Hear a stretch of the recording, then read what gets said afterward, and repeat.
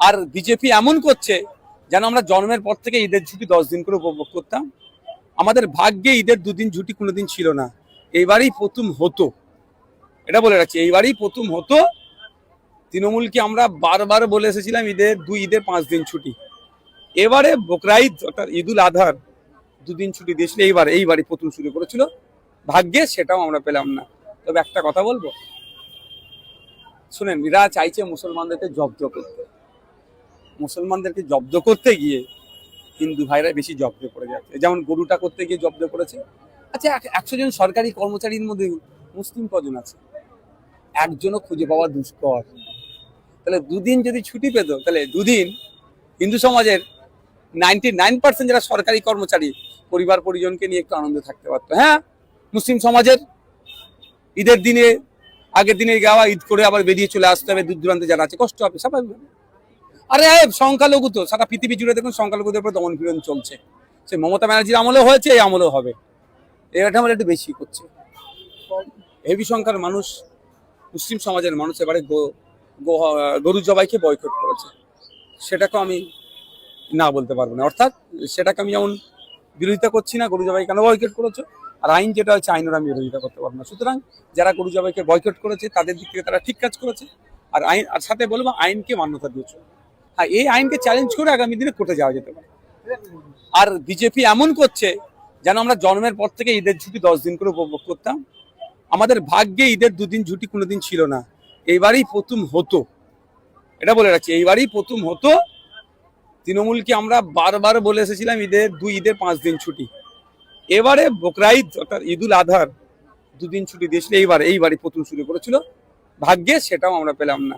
তবে একটা কথা বলবো, শুনেন, এরা চাইছে মুসলমানদেরকে জব্দ করতে।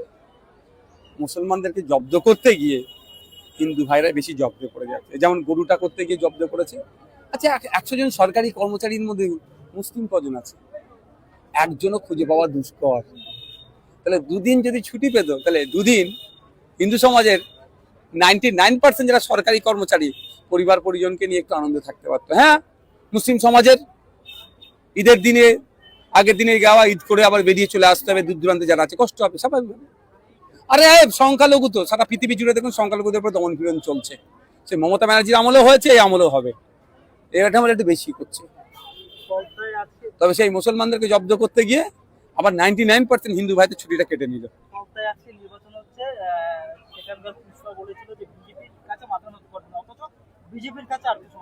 আমি তো অনেক আগে বলেছি 4-5-এ থাকবে, ওই জন্য তৃণমূল হয়তো বুঝিয়ে পড়িয়ে ওকে সরিয়ে দিয়েছে। প্রমাণ আজকে হয়েছে। সব ফাইল খুলবে, সব ফাইল হবে। শুধু তাই না, এখান থেকে 10 হাত দূরে যান, আমার হাকিম বাবুর বাড়ি আছে।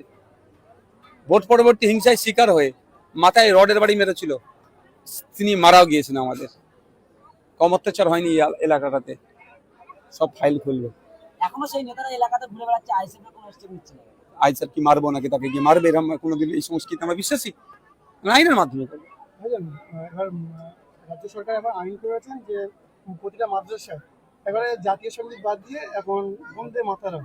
না, জাতীয় সঙ্গীত বাদ দিয়ে এটা না মনে হয় জাতীয় সঙ্গীত সাথে সাথে। এটা নিয়ে আমি গত কয়েকদিন আগেও বলেছি, এখনো বলছি। সুপ্রিম কোর্টে এই বন্দে মাতরম গায়া নিয়ে অলরেডি মামলা হয়েছিল, আলোচনা হয়েছিল। সুপ্রিম কোর্টের একদম নির্দেশ, যে নির্দেশ, এবং সাথে সাথে এটাও বলি আপনাদের সেন্ট্রাল হোম মিনিস্ট্রির নির্দেশ আছে যে আপনি গাইতে পারেন, অর্থাৎ জোর করে চাপিয়ে দিতে পারবে না, সম্মান দিতে হবে আপনাকে।